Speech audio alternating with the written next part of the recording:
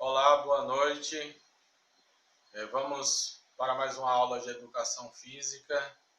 Espero que vocês estejam bem, se cuidando, em quarentena, em casa, protegidos. E hoje a nossa aula ela vai abordar um tema interessante. Um tema que não só fica no espaço da educação física. Ela engloba outros elementos. Aqui a temática é educação física para todos, ou educação física inclusiva. O processo de inclusão, o incluir, o fazer parte. Isso é uma questão bem abrangente. E por mais que existam leis, por mais que se busque, ainda é muito difícil. Então isso gera um leque muito grande de discussão. Então, como seria essa educação física para todos? Antes disso, como seria essa educação inclusiva? Primeiramente, vamos abordar isso referente à escola. Vamos abordar os elementos estrutural. A estrutura da escola ela tem que estar preparada para receber essa diversidade de aluno. As diversidades com ou sem a deficiência. Mas a deficiência, ela exige ainda muito mais. Então, o professor elaborar uma aula, ele vai pensar na diversidade que ele tem dentro daquela sala de aula. E o professor, por exemplo, relacionado com a minha disciplina, a educação física, ele tem que pensar ainda mais como colocar esse aluno de forma integral nas suas ações no dia a dia. Então, a educação física para todos, ela vem dando um novo aspecto à educação física. Deixa de ser aquele elemento somente de competição e passa a ser um elemento de integração, de entender o outro, a necessidade do outro. Existem diversas leis, ou que aborda, ou que cita, ou que dá aspecto a esse entendimento, mas eu fiz uma referência aí à Lei 13.146, chamada Lei Brasileira de Inclusão. Ela fala especificamente de diversos elementos, desde a estrutura, desde da forma como lidar, o dever do Estado, o dever da família, o dever do professor, quais as responsabilidades de cada área da sociedade, para fazer com que esse aluno se sinta parte do ambiente escolar. Não está lá somente por estar, mas de fazer parte daquele ambiente, fazer parte da escola, desenvolver suas ações.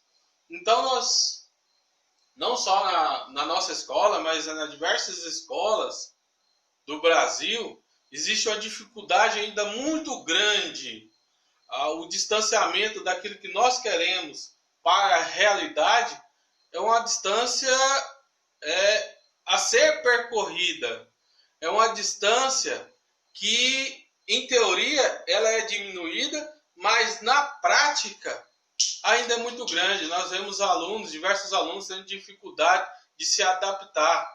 Alunos com deficiência, ou seja, diversos tipos de deficiência, seja no processo locomotor, seja deficiência intelectual ou qualquer outro tipo. Por quê? Porque muitas das vezes os gestores deixam a desejar. Então, falta ali uma estrutura básica, falta ali um mediador entre professor e aluno, falta a capacitação do professor, falta muitas das vezes o respeito para com ele, falta a integração com esse aluno. E muitas das vezes eles só ocupam um espaço dentro do ambiente escolar. Então, o que seria ideal? A participação de todos os alunos. Quando se fala educação física para todos, é que todos participem. Muitas das vezes nós não temos ali na sala nenhum aluno com algum tipo de deficiência. Mas existe uma certa exclusão, até mesmo por parte dos alunos. Por exemplo, para aqueles alunos que não têm uma certa mobilidade, para aqueles alunos que não desenvolvem da forma correta algum esporte. A gente vê isso no futsal. Vou dar só um exemplo. Nas aulas nossas, por exemplo, de futsal, as meninas têm grande dificuldade em participar. Por que tem essa dificuldade? Muitas das vezes no fator de entendimento. Então, a educação física, ela já vem se remodelando, partindo da forma como eu fui formado, ou como eu fui educado, daquele aspecto de competição, para elementos de movimento. Então, o professor, muitas das vezes, ele tem que desenvolver ações e movimentos para que todo mundo participe, e não somente um grupo que consegue desenvolver determinada ação ou determinada movimento dentro do esporte ou determinada habilidade. Então, esse aspecto tem que ser mais trabalhado. Então, aos poucos, os professores vêm trabalhando isso. Falta também ação pelo governo. Nós temos aí o GERP. O GERP é o quê? Jogos de competição. É lógico que lá tem os seus benefícios. É lógico que lá tem os seus ganhos de integração, de disciplina, de participação, mas ainda não está correlacionado com essa nova vertente da educação física, que é a educação física para todos. E nem todos participam, por exemplo, só uma citação, desses jogos escolares. E por que nem todos participam? Porque muitas das vezes existe uma seleção. Muitas das vezes não existe uma estrutura que dê conta de receber todos os alunos. Muitas das vezes existe o famoso interclasse, as competições, que acaba, de certa forma, afunilando apenas o melhor. E o que essa nova vertente prega não é só levar somente o melhor, é levar a educação física para todo mundo, através do movimento. Então, a educação física deixa de ser aquela performance de ação, de ter, entre aspas, apenas o melhor, e passa a ser elementos de movimento, em que todo mundo pode participar. Aqui já cita atitudes de cooperação versus competição. Então, a competição ainda está muito atrelada à educação física. O competir, mas muitas das vezes é muito difícil você sair daquela pragmatismo do esportivismo, ou seja, de um único tipo de esporte, o futsal. Então, quando você propõe alguma ação diferente, até o próprio aluno ele tem resistência. Quando você insere uma atividade nova, quando você quer fazer algo diferente, os alunos falam, mas isso não é interessante, mas isso, não, a gente quer jogar bola. Por quê? Porque ele ainda está atrelado a esse sentido de competição.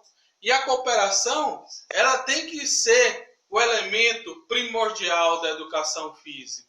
Cooperar, integrar, fazer todo mundo parte de uma mesma ação. A educação física ela não está somente para criar atletas. Ela está para demonstrar atitudes e movimentos que o seu corpo pode desenvolver. Não de uma forma espetacular, mas dentro da sua capacidade. Então a cooperação ela é essencial dentro das ações da educação física. E cada dia mais esse elemento de competição, de individualismo, vai sendo deixado em segundo plano. Aí dentro desse campo da inclusão, nós podemos citar aí os Jogos Paralímpicos. Esses Jogos Paralímpicos foram criados em Roma, na Itália, em 1960, assim como forma de disputa, mas teve ações anteriores a essa datação. Então aí tem diversas modalidades: voleibol sentado, o atletismo, natação, futebol de 5, judô e dentre tantas as outras modalidades. E cada uma delas vai ter uma regra específica, um elemento adaptado específico, uma história específica. Aqui, os jogos adaptados, o voleibol sentado, é um esporte paraolímpico. Então, ele já tem uma organização, ele já tem uma confederação, ele tem regimentos próprios de regras e também de ações. Então, os Jogos Paralímpicos cada vez mais vêm ocupando o seu espaço na mídia. E que muitas das vezes nós só vemos aí a mídia que acessa a maioria das casas, a Rede Globo, muitas das vezes só batendo na mesma tecla: futebol, futebol. Em tempo de pandemia nem o futebol tem mais. Mas quando estava tudo normal, quarta e domingo, somente o futebol. Por que somente o futebol?